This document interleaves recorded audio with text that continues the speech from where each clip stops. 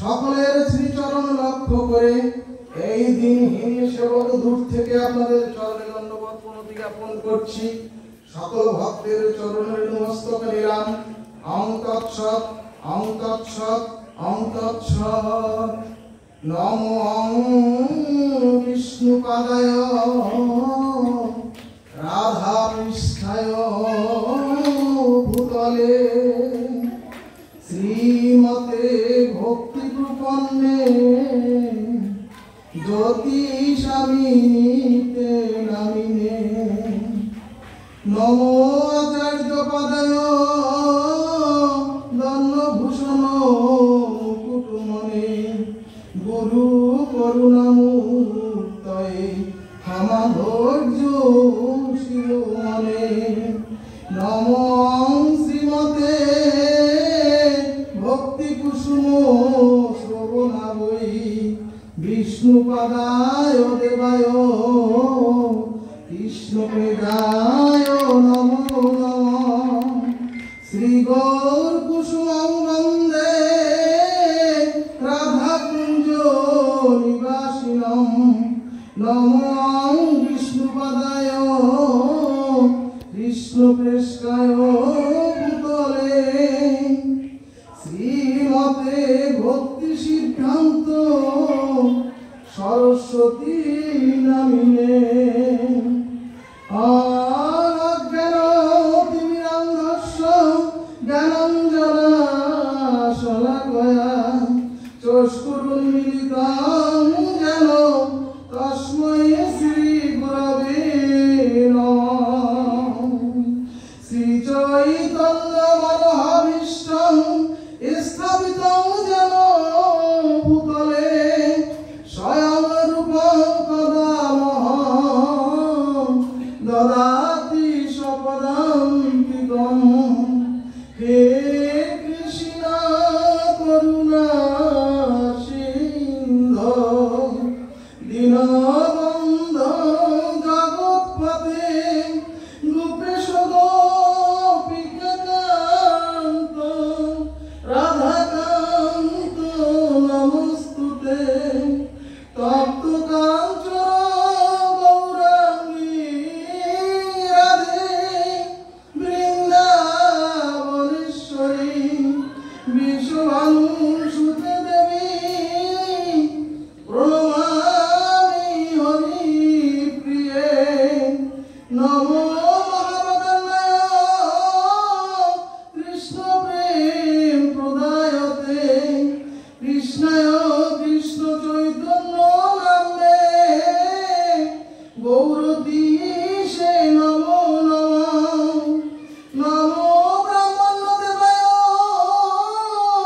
গোব্রাহ্মণ্য হিতায় চ জগদ্ধিতায় কৃষ্ণায় গোবিন্দায় নমো নমঃ। বৃন্দাবৈ তুলসী দেবৈ প্রিয়ায় কেশবস্য চ কৃষ্ণ ভক্তি প্রদে দেবী সত্যবত্তাই নমো নমঃ। বাঞ্ছা কল্পতরুভ্যশ্চ কৃপা সিন্ধুভ্যো এব চ পতিতানাং পাবনেভ্যো বৈষ্ণবেভ্যো নমো নমঃ। জয় জয় শ্রী চৈতন্য জয় নিত্যানন্দ জয় অদ্বৈত চন্দ্র জয় গৌর ভক্তবৃন্দ জয় রূপ সনাতন ভট্ট রঘুনাথ শ্রী জীব গোপাল ভট্ট দাস রঘুনাথ।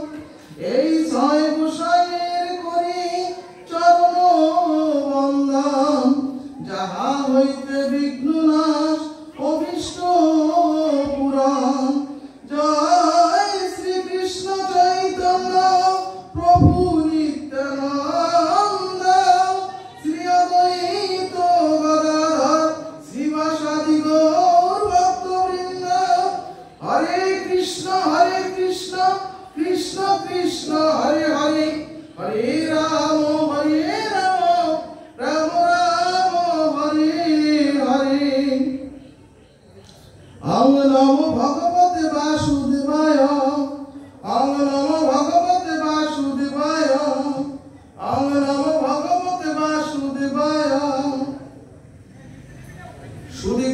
ভক্তবৃন্দ, শ্রীকৃষ্ণ চৈতন্য মহাপ্রভু জগৎ জীবকে সংসারে থেকেই কৃষ্ণ প্রাপ্তির উপায় শিক্ষা দেওয়ার জন্য মহাপ্রভু মুকুন্দকে বললেন, হে মুকুন্দ, তুমি বিবাহ করে সংসার সৃষ্টি করো।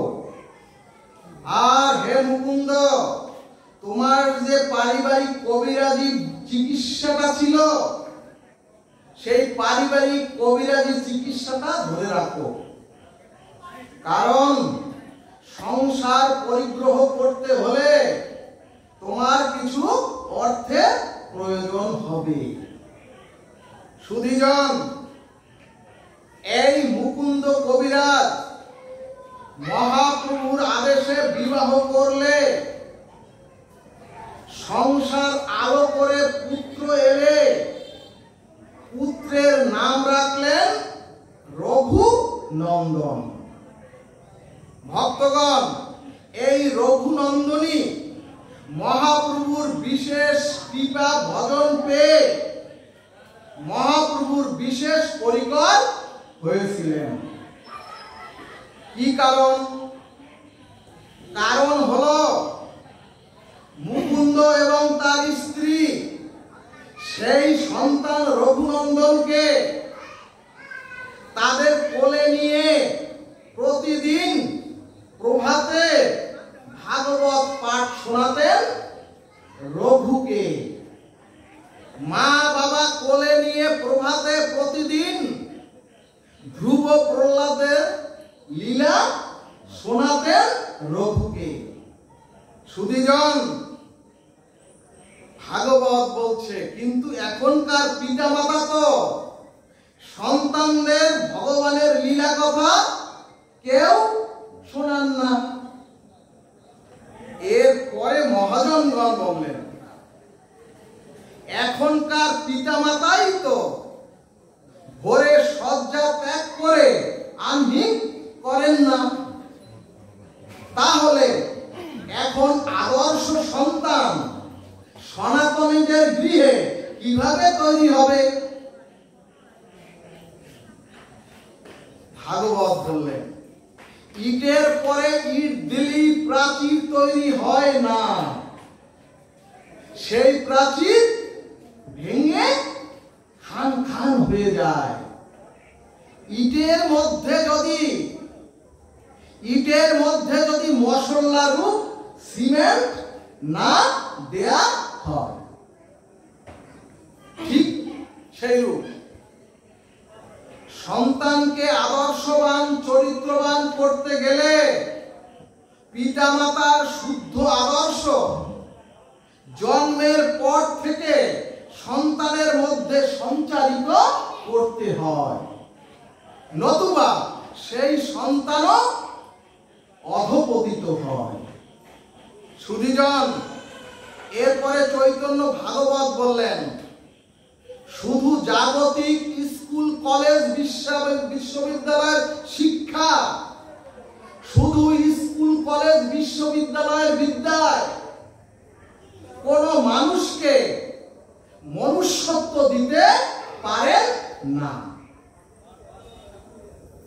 এরপরে বললেন, যদি তোমাদের এই জাগতিক শিক্ষায় মানুষকে মনুষ্যত্ব দিতে পারত, তাহলে শিক্ষিত সমাজে এত স্খলন হতো না। এরপরে শাস্ত্র বললেন, বিশ্বের রাষ্ট্রের ক্ষতিরও, বিশ্বের যত রাষ্ট্রে ক্ষতি, এই ক্ষতির কারণ হচ্ছে শিক্ষিত পণ্ডিতগণ। এরপরে ভাগবত বললেন, ওগো, ভগবানকে জানাই হলো বিদ্যা, ভগবানকে জানাই হলো প্রকৃত বিদ্যা, এবং প্রকৃত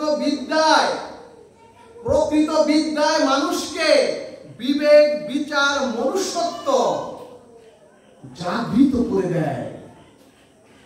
সুধীজন, প্রকৃত বিদ্যায় মানুষকে দীনতা, দৈন্য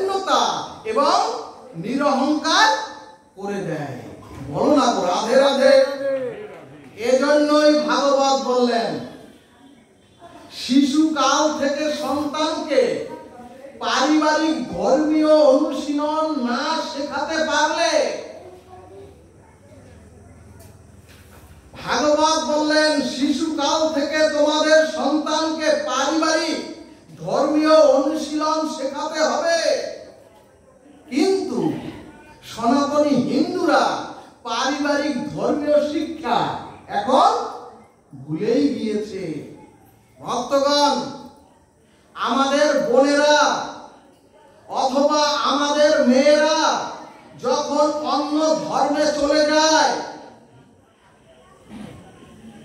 মহাজনগণ পর্যালোচনা করে দেখা গেছে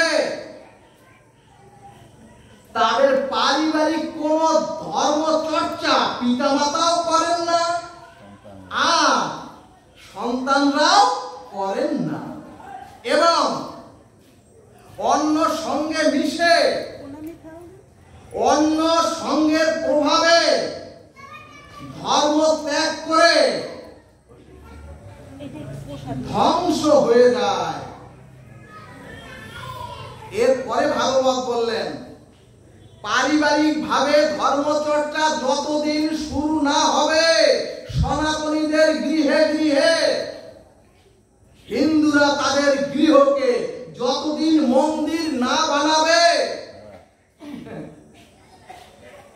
যতদিন হিন্দুদের গৃহে সকাল সন্ধ্যা করতাল বাজিয়ে নাম কীর্তন না হবে, প্রতিদিন গীতার একটি শ্লোক সকলে মিলে যদি অনুশীলন না করা হয় প্রতিদিন, তাহলে হিন্দুদের জাদুঘরে স্থান হবে অদূর ভবিষ্যতে। সুধীজন, এখন গীতার সীতার চরিত্র, এখন দ্রৌপদীর চরিত্র, এখন কুন্তির ত্যাগ, এমনকি সচী মায়ের বাৎসল্য লীলা হিন্দুরা জানেন না। এজন্যই ভাগবত বললেন সন্তানকে যদি আদর্শবান চরিত্রবান মনুষ্যত্ব না দিতে পারেন, তাহলে সবচেয়ে বেশি ক্ষতিগ্রস্ত হবে সেই পিতামাতাই। সুধীজন, অনেক বড় বড় সম্মানী প্রতিষ্ঠিত মানুষকেও একেবারে ধুলায় মিশে যেতে হয় শুধু সন্তানের জন্য। এই কারণেই প্রতিটা গৃহকে মহাপ্রভু গোবিন্দ মন্দির বানাতে বলেছেন। সুধীজন, এমনকি ভাগবত যদি পড়েন, ভাগবতের নবম স্কন্ধ পর্যন্ত মানুষের সাংসারিক আদর্শের চরিত্রের উৎকর্ষ এবং জীবনের পারিবারিক শিক্ষা দিয়েছেন নবম স্কন্ধ পর্যন্ত। অর্থাৎ ভাগবত মানুষের সকল সমস্যার সমাধান করে দিয়েছেন। এরপরে চৈতন্য ভাগবত বললেন যদি নিজে সুখী হতে চান, যদি নিজে সুখী হতে চান, তাহলে অন্যকে সুখী করার চেষ্টা করুন। অর্থাৎ শুধু নিজের কথা না ভেবে সকলের কথা ভাবুন। এরপরে বিষ্ণু পুরাণ সিদ্ধান্ত দিলেন, ওগো, ব্যষ্টির সাথে যদি সমষ্টির কল্যাণ হয়, ব্যষ্টির সাথে যদি সমষ্টির কল্যাণ হয়, তাকে বলে ধর্ম। অর্থাৎ নিজের কল্যাণ যাহাতে হচ্ছে সেটা আদৌ ধর্ম নয়। এরপরে শাস্ত্র বললেন ব্যক্তির সাথে সমষ্টির কল্যাণ যদি হয়, আর যদি ব্যষ্টির সাথে সমষ্টির কল্যাণ না হয়, সেটা ধর্ম নয়। এমনকি যদি ধর্মের আশ্রয় জীব নেয়, তাহলে তার ত্রিতাপ জ্বালাও রক্ষা হয়ে যায়। কিভাবে? গন্ধর্ব গ্রন্থ দৃষ্টান্ত দিলেন। একটি জ্বলন্ত উনানে দুগ্ধের হাঁড়িটি যখন দুগ্ধ উতলিয়ে পড়ে যাচ্ছে, তখন আমার এই বোধ নাই যে গরম, ওই যে গরম যে হাঁড়িটা, ওটা যদি খালি হাতে আমি ধরি তাহলে আমার হাতটি পুড়ে যেতে পারে। তাই খালি হাতে দুগ্ধের হাঁড়িটি নামাতে গিয়ে আমার হাত পুড়ে গেল, আর দুগ্ধের হাঁড়িটি উল্টে গিয়ে দুগ্ধ পুড়ে সব শেষ হয়ে গেল। অথচ কাছে আরেক ব্যক্তি দুধ উতলিয়ে পড়ে যেতে দেখে একটি সুতির বস্ত্র হাতে নিয়ে, সেই সুতির বস্ত্র হাতে নিয়ে কড়াই ধরে নিচে নামালেন। ওই ব্যক্তির হাতও পড়েনি, আর কড়াই দুগ্ধ একটুও নষ্ট হয়নি। ভাগবত বললেন ঠিক তদ্রূপ ধর্মের আশ্রয় নিলে ভগবান তাকে বুদ্ধি দান করেন, আর সেই বুদ্ধিটা হলো মাগ, জ্বলন্ত হাড়িতে তো তাপ থাকবেই, আর সেই বুদ্ধিটা হলো সংসারে রোগ শোক জরা ব্যাধি জ্বলন্ত তাপ তো থাকবেই। সুধীজন, কিন্তু ধর্মের আশ্রয় নিলে, অর্থাৎ ধর্মরূপ কাপড়টির আশ্রয় নিলে যেমন জ্বলন্ত তাপটাও হাতে লাগে না, কাপড়টির আশ্রয় নিলে যেমন হাড়ির দুগ্ধ পড়ে যায় না, ঠিক তদ্রূপ যারা ভগবানের আশ্রয় নিয়েছেন, যারা হরি নামের আশ্রয় নিয়েছেন, যারা ভাগবতের আশ্রয় নিয়েছেন, তারা সংসারে জ্বলন্ত তাপ থাকলেও তাদের সেই তাপ লাগবে না। জয় নিতাই গৌর হরি বল।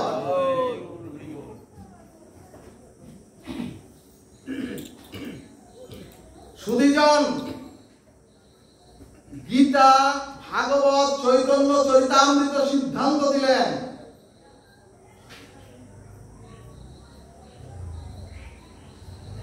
কর্মফল ভোগ করতেই হবে।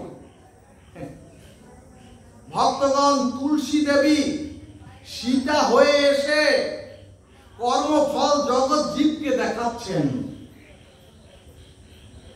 সতীত্ব হরণের কর্মফল আমাকেও সীতা দেখাচ্ছেন, সতীত্ব হরণের কর্মফল আমাকেও ভোগ করতে হলো। অর্থাৎ আমাকে পতি ছাড়া হয়ে সীতা দেখাচ্ছেন, আমাকে রাজ্য ছাড়া হয়ে আমাকেও বনবাসে যেতে হলো। ও মাগো, সীতা জগৎকে দেখালেন, আমাকেও কর্মফল ছাড়েনি, তাহলে তোমাদের কর্মফলে ছাড়বে কেন? এখানে একটি প্রশ্ন, ভগবানও কি কর্মফল ভুগতে হয়? ভাগবত বললেন ভগবান সমস্ত কর্মফলের ঊর্ধ্বে, কিন্তু আমাদের দেখাচ্ছেন কর্ম বিক্রিয়া হলে অথবা জীব অশাস্ত্রীয় কর্ম করলে জীবকে কিভাবে ভুগতে হয়। এরপরে রামচন্দ্র যুদ্ধ করে ফিরে এলেন। অন্যদিকে ওই বনের মধ্যেই সন্তান লবকুশের জন্ম হলো, এবং সন্তানের একটু মুখও দেখতে পেলেন না ভগবান রামচন্দ্র। এরপরে যখন প্রভুর সাথে সন্তান লবকুশের সাথে মিলন হলো, তখন আবার প্রভুর অপ্রকট হওয়ার সময় হয়ে গেল। রামায়ণ শাস্ত্র দৃষ্টান্ত দিলেন ভগবান রামকেও সারাটা জীবন বিষণ্ণতায় কাটাতে হলো। অন্যদিকে যে শঙ্কর বিষ্ণুর দ্বারা সতীত্ব হরণ করে, যে ভগবান শঙ্কর বিষ্ণুর দ্বারা সতীত্ব হরণ করে শঙ্খচূড়কে বধ করলেন, সেই ভগবান শিবেরও কর্মফল ভুগতে হলো প্রভুর দাসত্ব করে। অর্থাৎ সেই ভগবান শিবই হনুমান হয়ে এসে শ্রীরামের দাসত্ব করলেন সারাটা জীবন। ভক্তগণ, শাস্ত্রের দৃষ্টান্ত হলো কর্মফল কাউকে ছাড়বে না। এই কারণেই শাস্ত্র বললেন ভক্তি মুক্তি স্পৃহা যাবৎ পিশাচী রীতি বর্ততে। অর্থাৎ লোভ ভোগ বাসনা থাকলেই জীবের জীবনে নেমে আসে ভয়াবহ কর্মফল। জগতে যে সিসি ক্যামেরা আমরা লাগাই, সেই সিসি ক্যামেরা আমাদের দেহে, সেই সিসি ক্যামেরা লাগাই কি জন্য? চরাচরের অপরাধ বা চোরকে ধরার জন্য। ঠিক তদ্রূপ আমাদের দেহের সিসি ক্যামেরা হচ্ছে বিবেকার বিচার। ভাগবত শাস্ত্র বললেন বিবেকার বিচার দিয়ে তোমরা তোমাদের ভিতরটা দেখে নাও। বিচার আর বিবেক দিয়ে তোমাদের হৃদয় গ্রন্থিটা দেখে নাও। অর্থাৎ আমরাও তো দীক্ষা শিক্ষা নিয়ে সাধু বৈষ্ণব হয়েছি, আমরাও তো তিলক মালা নিয়ে হরিনাম করি। ভাগবত বললেন এখন তোমরা বিবেক বিচার রূপ সিসি ক্যামেরা দিয়ে দেখো তোমাদের মধ্যে লোভ অহংকার আর মোহ। লোভ অহংকার আর মোহ, এই তিনটি জিনিস তোমাদের মধ্যে এখনো ক্রিয়া করছে কিনা। সুধীজন, ভাগবত বললেন চোরের অপরাধ থেকে সুরক্ষার জন্য সিসি ক্যামেরা লাগিয়েছেন। ঠিক তদ্রূপ বিবেক আর বিচারের ক্যামেরায় লোভ অহংকার মোহ আছে কিনা আমাদের দেখতে হবে। পাপের পিতার নামই হচ্ছে লোভ। পাপের পিতার নাম হচ্ছে লোভ। এরপরে অধ্যাত্ম রামায়ণ দৃষ্টান্ত দিলেন। মন্দিরের পাশ থেকে সম্মুখের রাস্তা দিয়ে যাচ্ছিলেন একটি কুকুর, কিন্তু মন্দিরের পূজারী ওই কুকুরটির গায়ে একটি ইটের টুকরা ছুঁড়ে মারলেন। কুকুরটি আঘাত পেয়ে রঘুপতি রামের কাছে গিয়ে বললেন প্রভু বিচার চাই। কারণ প্রভু, কুকুরটি বলছে আমি হেঁটে যাচ্ছিলাম, আমি তো ওই সন্ন্যাসী ওই সাধু, আমি কোনো ক্ষতি করিনি, তাহলে আমাকে কেন উনি ঢিল ছুঁড়ে আঘাত করলেন? সেই পূজারীকে ডেকে জিজ্ঞেস করা হলো হে পূজারী তুমি ওকে মেরেছো কেন? পূজারী দোষ স্বীকার করে ভগবানের চরণে পড়ে বললেন প্রভু আপনি বিচার করুন। তখন ভগবান রামচন্দ্র কুকুরটির কাছে জিজ্ঞেস করলেন এখন তুমি পূজারী কি সাজা চাও? ভক্তগণ, কুকুরটি বললেন প্রভু, ও প্রভু ও তো সাধারণ একজন মন্দিরের পূজারী, প্রভু তুমি ওকে একটি বড় কোন ধাম বা মঠের মহন্ত করে দাও। তখন ভগবান রামচন্দ্র হেসে বললেন এ তো পূজারী অনেক বড় পুরস্কার হলো, কিন্তু সাজা বা শাস্তি তো হলো না। তখন কুকুরটি বললেন প্রভু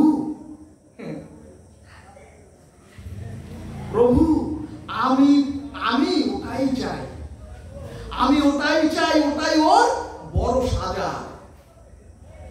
খুব ধ্যান দিয়ে শ্রবণ করুন। তখন কুকুরটি বললেন, প্রভু, আমি পূর্ব জন্মে রাধা মাধবের মন্দিরে একজন পূজারী ছিলাম,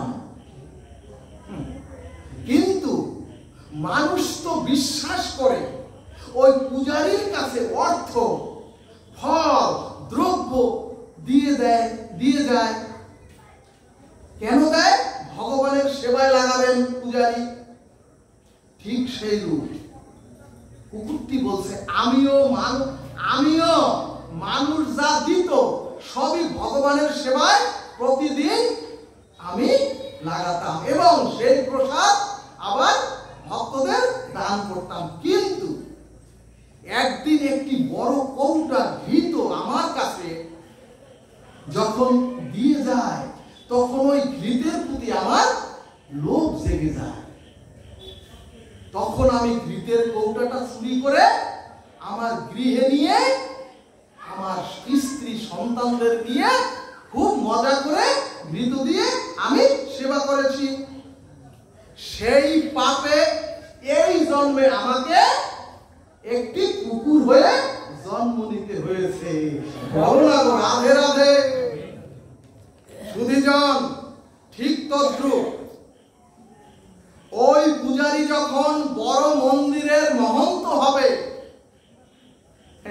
তখন এমন লোভের দ্বারা, আরো বড় মন্দিরের যখন মহন্ত হবে, তখন তার ওই লোভের দ্বারা আমার মতো ওরও পরিণতি হবে। এটাই হলো ওর সাজা।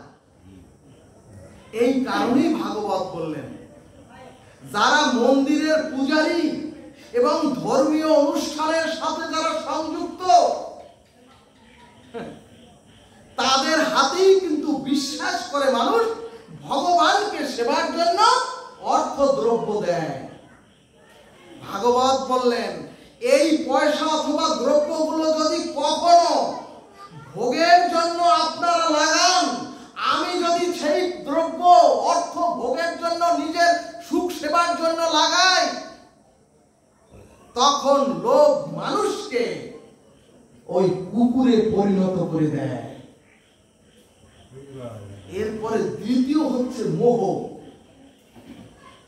ভক্তগণ, শাস্ত্র বলছে, ভগবানকে ভজনের থেকে যদি গুরুদেব বলে দিয়েছেন না, শ্রী বৃন্দাবন ধাম যুগল ভজন ধন মহেন করাবেন উপদেশ। এই জন্যই ভাগবত বললেন, যদি ভগবানের ভজনের থেকে যদি জীবের সংসারের প্রতি মোহ বেশি থাকে, জানবেন আপনি জালে ফেসে গিয়েছেন। এবং এই মোহ থেকে বাঁচবার জন্য দুইটি জিনিস থেকে জীবকে সতর্ক হতে বলেছেন। একটি হলো নারী থাকবে পুরুষের প্রতি, আর পুরুষ থাকবে নারীর প্রতি সতর্ক। দ্বিতীয় হলো সম্পদ।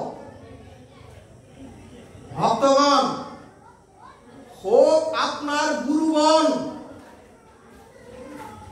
হোক আপনার আত্মীয়, কিন্তু অধিক সময় ধরে ওই আত্মীয়র সাথে, ওই গুরুগণের সাথে মোবাইলে কথা বলবেন না। অর্থাৎ কোন রমণীর সাথে অনেকক্ষণ ধরে কথা বলা, অথবা কোন পুরুষের সাথে অনেকক্ষণ ধরে সুখ দুঃখের ভাব বিনিময় করা আপনার আমার জীবনে মোহ তৈরি করে দেয়, মোহ তৈরি করে দেবে। এজন্যই শাস্ত্র বললেন, জীবের চলার পথে দুটো দস্যু ডাকাত আছে, এক হচ্ছে অর্থ, আর দ্বিতীয় হচ্ছে পুরুষের জন্য নারী আর নারীর জন্য পুরুষ। ভক্তগণ, এই জ্বালায় যে কত সংসারে পদ্মার ভাঙন সৃষ্টি হয়ে কত জীবন যে ধ্বংস হয়ে গেল। ভাগবত বললেন, মাতৃজ্ঞান না হলে মুহূর্তেই মোহ সৃষ্টি হতে পারে। কারণ আপনি 20টা বছর যদি শুধু দুগ্ধ আর ফল আহার করে মোবাইলে যদি 10 মিনিট আপনি কুদৃশ্য দেখেন, তাহলে 20 বছরের ওই ভজন ধূলিসাৎ হতে বাধ্য। এরপরে আসলো অহংকার। ভক্তগণ, পৃথিবীর মানুষের পতনের কারণ হচ্ছে অহংকার। এখন অহংকার কেমন? বিশ্বকর্মা ইন্দ্রপ্রস্থটা, বিশ্বকর্মার দ্বারাই তো ইন্দ্রপ্রস্থ সৃষ্টি হয়েছিল।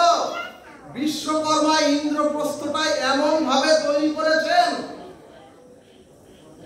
সম্মুখে সব, যেদিকে তাকাবেন সম্মুখে সব সমান দেখাচ্ছে, কিন্তু সামনে জল।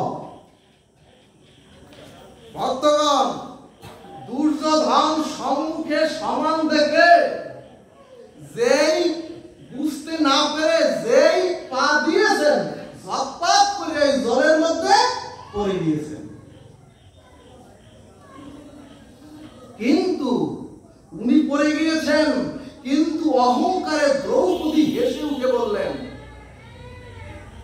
অন্ধের পুত্র তো অন্ধ হবেই।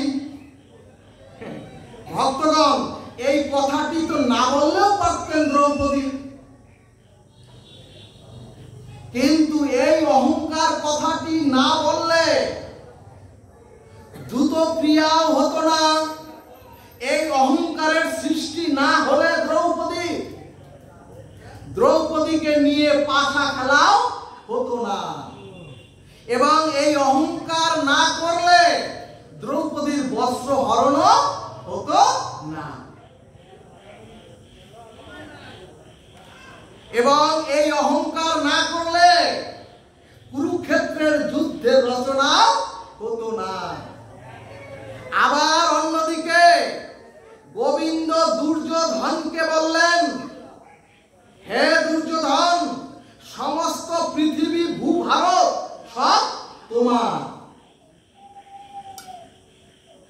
সব তোমার, কিন্তু তোমার ভাইদের ন্যায্য প্রাপ্য মাত্র 5টি ভাইকে 5টি গ্রাম দিয়ে দাও। কিন্তু অহংকারে দুর্যোধন বলে উঠলেন, বিনা যুদ্ধে নাহি দেব সুজাগ্র মেদিনী। ও বাবা, কত বড় অহংকারী কথা! এবং এই কারণেই তো কুরুক্ষেত্রের সৃষ্টি হলো। ভাগবত বললেন, আজও পৃথিবীতে যেখানে যুদ্ধ দ্বন্দ্ব সংঘাত, আজও পৃথিবীতে যেখানে যুদ্ধ দ্বন্দ্ব আর সংঘাত, জানবেন ওখানেও কারো না কারো অহংকার বা অহংকারের ফসল। এরপরে ভগবান শ্রীকৃষ্ণের কি দোষ ছিল? ভগবান শ্রীকৃষ্ণের কি দোষ ছিল কুরুক্ষেত্রে? এবং গান্ধারীর অভিশাপ, গান্ধারীর অভিশাপ ভগবান শ্রীকৃষ্ণের মাথায় নিতে হলো। ভক্তগণ, ভগবান সমস্ত দোষের ঊর্ধ্বে, সমস্ত কর্মফলের ঊর্ধ্বে, তবুও গান্ধারী বলল, আমার কৌরবরা যেমন ধ্বংস হয়েছে, তোমার যদুকুল নির্বংশ হবে। সুধীজন, আগাবো তো?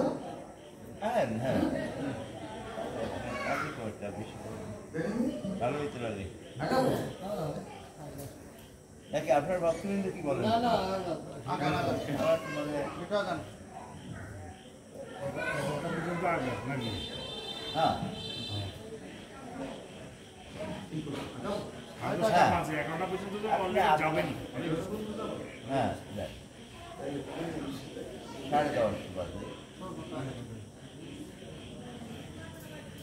সুধীজন,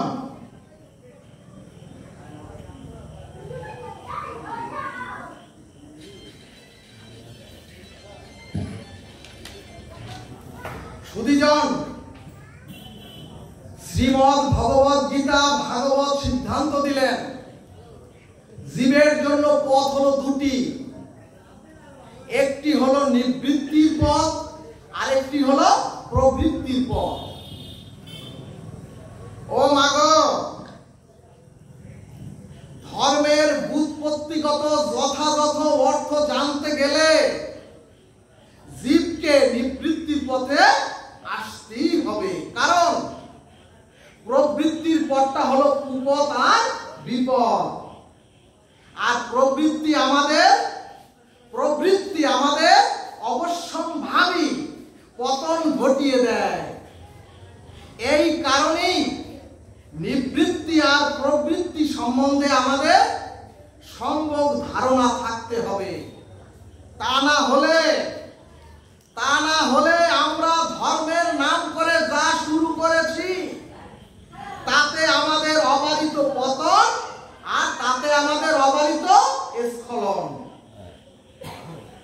কারণ সুধীজন, চারিদিকে ধর্মের এত প্রসার, চারিদিকে এত বহুগুণ ধর্মের প্রসার বেড়েছে। এখন হরিনাম যজ্ঞ এবং ভাগবত পাঠ একটা তরঙ্গ, একটি উচ্ছ্বাস বয়ে বেড়াচ্ছে সনাতনীদের মধ্যে। কিন্তু মানুষের মানবিকতা, মানুষের মনুষ্যত্ববোধ যথাযথ রূপে জাগৃত হচ্ছে না।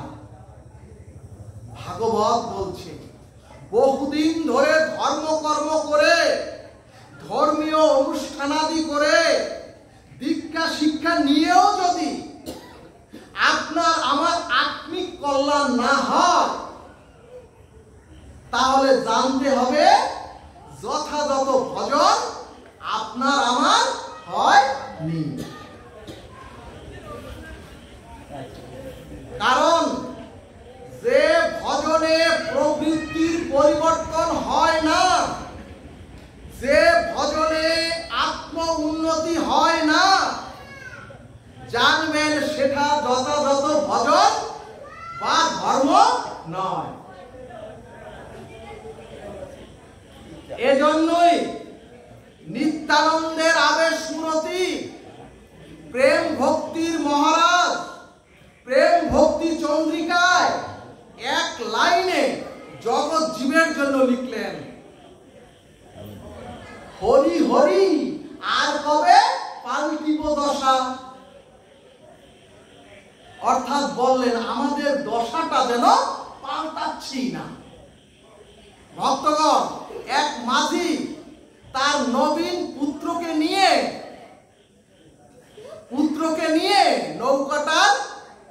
নৌকা বাঁধছেন। এক নবীন পুত্রকে দিয়েছেন দাগটা ধরতে, আর পিতা হালটা ধরেছেন। ও মাগো, এভাবে সারা রাত পিতা পুত্র মিলে নৌকার একজনে দাঁড় ধরেছেন আর একজনে দাঁড় বেয়েছেন। কিন্তু প্রভাত হওয়ার পরে বৃদ্ধ পিতা তার নবীন পুত্রকে বলছে, ও খোকা, দেখ তো কত দূর এগুলো নৌকা। খোকা বলছে, ও বাবা, এত দেখি সর্বনাশ। যে খাটের গাছতলায় ছিল ওই খাটের গাছতলায় নৌকা রয়ে গেছে। বৃদ্ধ পিতা বলছে, হারামজাদা, সারা রাত্র বাইলাম কি? পুত্র বলছে, ও বাবা, সব বৃথা, কারণ নৌকার নোঙ্গর তুলি নাই। ঠিক তদ্রুপ আমরাও হই হুল্লোড় করছি বটে,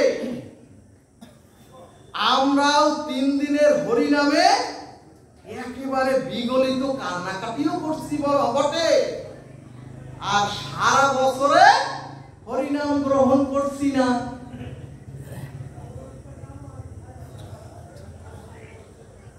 আমরাও হই হুল্লোড় করছি বটে, একটা ধর্মের তরঙ্গ বইছে বটে, কিন্তু আমাদের যে নেশাটা, আমাদের নোংরটাই তোলা হচ্ছে না।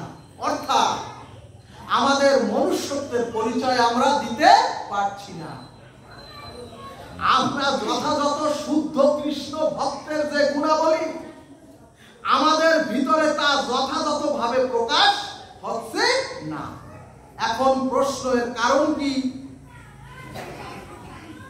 ভাগবত বললেন, যথাযথ অনুরাগে ভজ সদা, যথাযথ অনুরাগে ভজ সদা, প্রেম ভাবে লীলা কথা, আর সব হৃদয়ের সুর। এর কারণ হলো আমাদের ভজনটা অনুরাগে হচ্ছে না। আমাদের ভজনটা হচ্ছে যন্ত্রের মতো। অর্থাৎ যন্ত্র টিপে দিলে, যন্ত্রের গাড়ি দেখছেন না, টিপে দিলে, মোড়াইয়া টিপে দিলে ওই গাড়ি চলতে চলতে চলতে থাকে, এক সময় গাড়িটা থেমে যায়। অর্থাৎ যন্ত্র টিপে দিলে যেমন যান্ত্রিক যন্ত্রের সভ্যতায় ওইটা বাঁচতে থাকে, তদ্রূপ আমাদের ভজনটাও যান্ত্রিক ভজন হয়ে যাচ্ছে, শুধুমাত্র নিয়ম রক্ষা করার জন্য।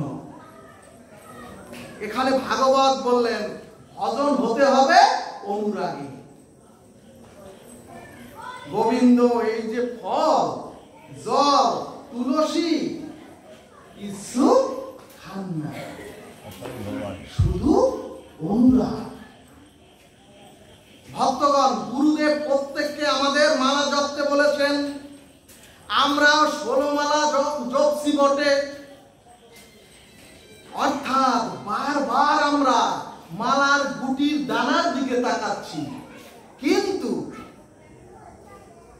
মালার গুটির দিকে তাকাচ্ছি আর ভাবি কয়টা শেষ হলো। ভাগবত বলছে ওটা হরিনাম জপা নয়। কারণ আমাদের সংখ্যার দিকে লক্ষ্য, কিন্তু আমাদের অনুরাগের দিকে লক্ষ্য নাই। এজন্যই শাস্ত্র বললেন যন্ত্রের মতো অথবা নিয়ম রক্ষার ভজন করলে আপনার আমাদেরও ত্রিশূল ঢুকে যাবে। এবং ভাগবত বললেন ঠিক আছে, শেষ করবে নাকি? আমাদেরও অনুরাগে ভজন হচ্ছে না, আমরাও নিবৃত্তির পথে কেউ আসতে পারছি না।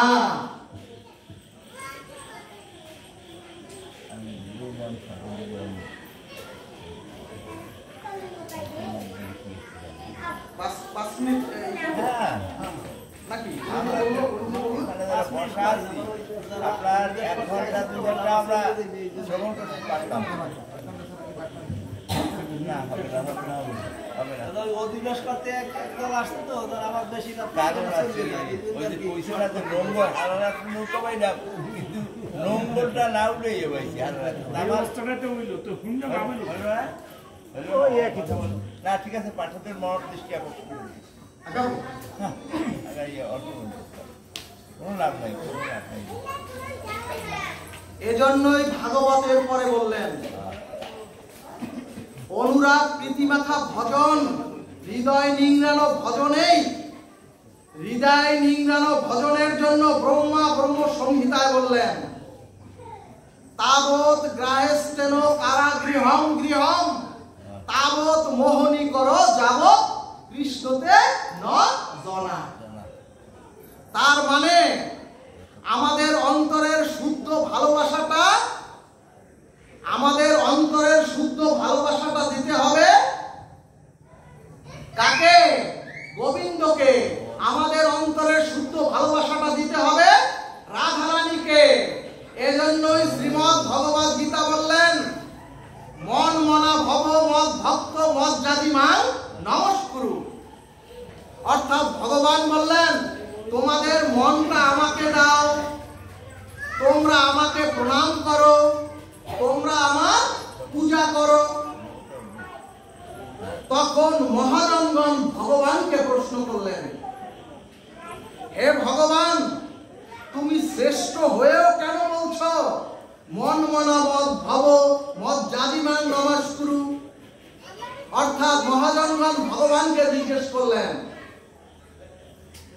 কেন তুমি বলছো আমাকে পূজা করো? কেন তুমি বলছো জীবকে আমাকে মালা চন্দন দাও? কেন তুমি বলছো জগৎ জীবকে আমার বন্দনা স্তুতি করো? এখন প্রশ্ন, হে ভগবান, হে অনাদিরাদি গোবিন্দ পরম পুরুষ পরমেশ্বর ভগবান, তুমি সম্মান চাইছো কেন? হে ভগবান, তুমি যশ খ্যাতি প্রণাম চাইছো কেন? তাহলে কি ভগবান তোমার ওই প্রণাম যশ খ্যাতি বা মালা চন্দনের খুব অভাব? এখানে বেদ শাস্ত্র বললেন, অং পূর্ণ মদং পূর্ণ মিদং পূর্ণাত্ম পূর্ণ মদস্যতে পূর্ণস্য পূর্ণ মদায় পূর্ণমেব বশিষ্যতি। বেদ শাস্ত্র বললেন ভগবান পূর্ণ, ভগবান পূর্ণতম, ভগবান পূর্ণতর, অর্থাৎ ভগবান হচ্ছেন সম্পূর্ণ।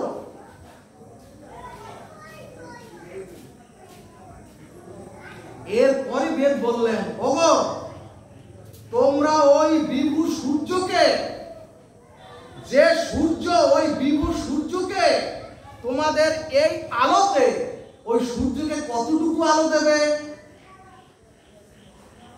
এরপরে মহাজনগণ বললেন, তোমরা তোমাদের এই 2 ঘটি জলে ওই মহাসাগরে কতটুকু পরিপূরণ করবে? ঠিক তেমনি যিনি আত্মকাম, যিনি পূর্ণকাম, সরাট বিভু সচিদানন্দ ভগবান, মালা চন্দন ফুল প্রণামে তোমার আর কি পূর্ণ হবে? তাহলে ও ভগবান তুমি চাইছো কেন? সুধীজন, শুধু কি তাই? এরপরে ভগবান বললেন, যা কিছু করো, যা কিছু আহার করো, আমাকে নিবেদন করে করো। অর্থাৎ যৎ করসি যদন্যাসি যজ্জ হসি যদাসি যৎ। অর্থাৎ তোমরা যা কিছু খাও, যা কিছু আহার করো, যা কিছু যজ্ঞ করো, আমাকে অর্পণ করে করো, আমাকে নিবেদন করে করো। মহাজনগণ প্রশ্ন করলেন, আমরা কিছু দিলে তো তোমার কিছুই পারবে না, তাহলে তুমি চাইছো কেন? শুধু কি তাই? এরপরে গীতাতে ভগবান বললেন, মামে কং শরণং ব্রজ। অর্থাৎ একমাত্র আমার নিরন্তর, একমাত্র আমার নিরন্তর শরণ নেও। এখন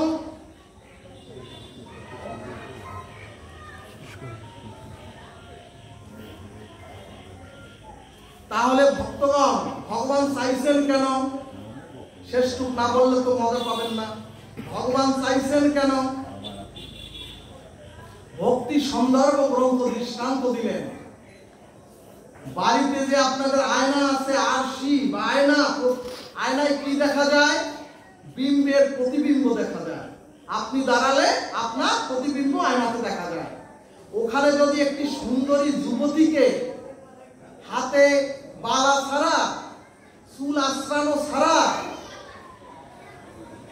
কপালে টিপ ছাড়া ওখানে দাঁড় করান, তাহলে আয়নার মধ্যে কি দেখবেন? আয়নার মধ্যেও দেখবেন মেয়েটির চুল আশ্রানো নাই, কপালে টিপ নাই, হাতে কঙ্কন নাই। এখন যদি আপনি আমি ওই আয়নার মধ্যে ওই কঙ্কন পরাতে চাই, পারবো না। আয়নার মধ্যে যদি সে ক্ষুধার্ত থাকে, আয়নার মধ্যে ওই মুখে খাবার দেওয়া যাবে না, আয়নার মধ্যে চুল আশ্রিয়ে দেওয়া যাবে না। বাহিরে বসে যদি আপনি হা করেন, ওটার মধ্যে তো হা দেখা যাবে, কিন্তু ওই হায়ের মধ্যে খাবার দিলে তো তো পরিপুষ্ট হবে না। সুধীজন, ভাগবত সিদ্ধান্ত বললেন, ওগো যদি আয়নার মধ্যে প্রতিছবিকে তোমরা সাজাতে চেষ্টা করো, আয়নার মধ্যে ওই প্রতিছবিকে যদি তোমরা খাওয়াতে চেষ্টা করো, কঙ্কন পরাতে চেষ্টা করো, কোনো লাভ নাই। ওগো আয়নার বাইরে যে আছে, ওগো আয়নার বাহিরে যে আছে, তার চুলটা ঠিক করে দাও, তার মুখে খাবার দাও, তার হাতে কঙ্কন দাও, তার কপালে টিপ দাও। অর্থাৎ ভগবান বললেন ওগো বাহিরে তোমরা যে মালা চন্দন পরো, বাহিরে যে তোমরা তিলক দাও, বাহিরে তোমরা যে মালা চন্দন পরে আয়নার সামনে দাঁড়াও, তখন নিজেরটা নিজেই আনন্দ ওই আয়না ফিরিয়ে দেয়। ভাগবত বললেন আপনার সৌন্দর্যটা আয়না আপনাকে বিপরীতে ফিরিয়ে দিচ্ছেন। ও মাগো, সেজে গুজে দাঁড়ালে দেখবেন আপনাকে ভালো লাগবে এবং আপনি আনন্দ পাবেন। অর্থাৎ ভগবান বললেন ওগো আমাকে যে সাজায়, ওগো চরাচরে মনুষ্য প্রাপ্ত হয়ে যে আমাকে ভালোবাসে, যে আমার স্তুতি করে, ওগো আমাকে তোমরা যা অর্পণ করো, তোমরা বিশ্বাস করো আমি এর কিছুই গ্রহণ করি না। ওই ভালোবাসাটা, ওই স্তুতিটা, ওই যে তোমরা যা ফল দাও, সব আমি সর্বস্ব তোমাদের ফিরিয়ে দেই। জয় নিতাই গৌর হরিবল। অর্থাৎ ভগবানকে যে প্রণাম করে, জগৎ তাকে প্রণাম করে। ভাগবত বলছে ভগবানকে যে ভালোবাসে, জগৎ তাকে ভালোবাসে। ভগবানের যে স্তুতি করে, জগৎ তার স্তুতি করে। এরপরে ভাগবত বললেন ওগো মনটা ভালোবাসা ভগবানকে না দিয়ে যদি সংসারকে দাও, তাহলে তোমরা অভিশপ্ত হবে। অর্থাৎ যে আমাকে প্রণাম করে, জগৎ তাকে প্রণাম করে। বলো রাধা কৃষ্ণ প্রেমানন্দে হরি হরি বল। জয় জয় নব সীতাম বৃন্দাবন বিহারী লাল কি জয়, কৃষ্ণচন্দ্র ভগবান কি জয়, শ্রী শ্রী রাধা মাধব কি জয়, পঞ্চতত্ত্ব কি জয়, যোগীবৃন্দ কি জয়। জয় নিতাই গৌর সীতানাথ প্রেমানন্দে হরি হরি বল। গঙ্গা গীতা সাবিত্রী সীতা সত্তা পতিব্রতা ব্রহ্মাবলী ব্রহ্মবিদ্যাত্রী সন্ধ্যা মুক্তিগিরি অর্ধমাত্রা চিরানন্দা ভক্তি ভ্রান্তি নাশিনী উদয়ত্রয়ী পরম